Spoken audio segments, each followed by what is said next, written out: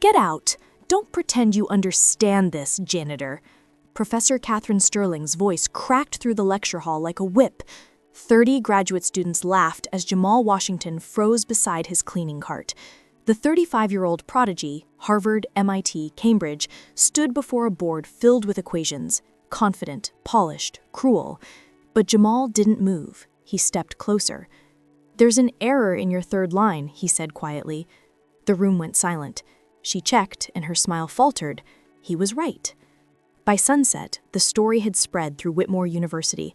The janitor corrected the department's rising star. Catherine Sterling's world was built on pedigree, degrees, wine dinners, polished arrogance. Jamal's was bleach, night shifts, and hidden math textbooks between supply closets.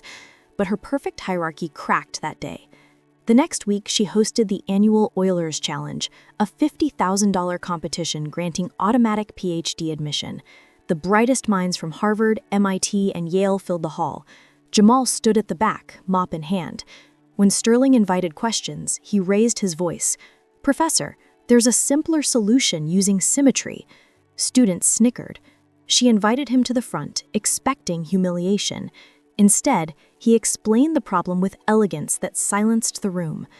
"So," she said mockingly, "solve this, and I'll marry you." She wrote an equation from her own research. 5 minutes later, Jamal solved it. Perfectly.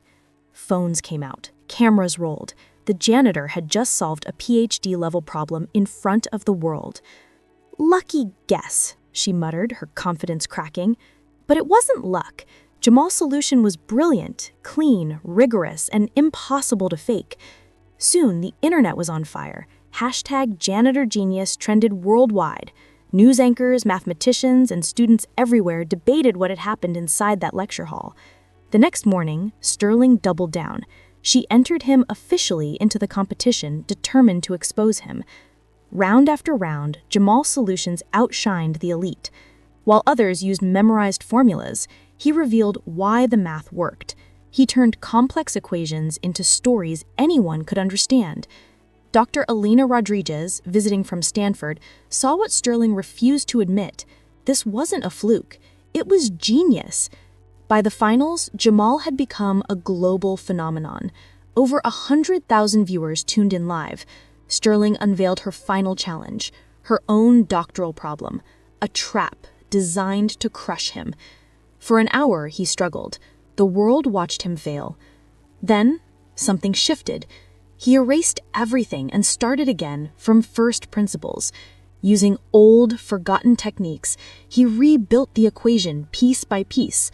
When time ran out, his board was full. His solution? Simple, elegant, correct. Rodriguez verified it live. "This is mathematically rigorous and brilliant." The auditorium erupted.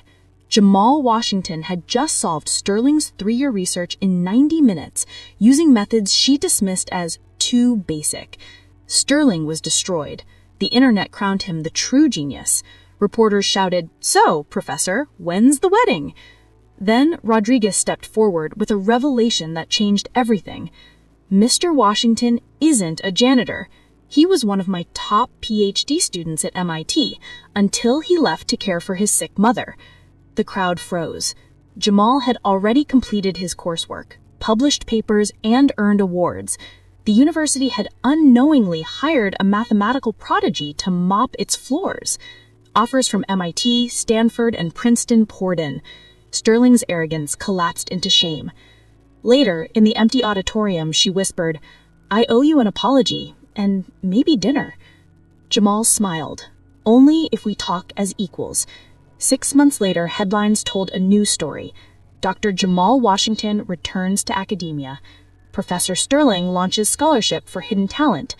They walked across campus together, professor and returning PhD student, equals in love and mathematics. A voiceover closed the film. Intelligence doesn't wear a uniform. Brilliance doesn't need pedigree. The person you overlook today might be the one who changes the world.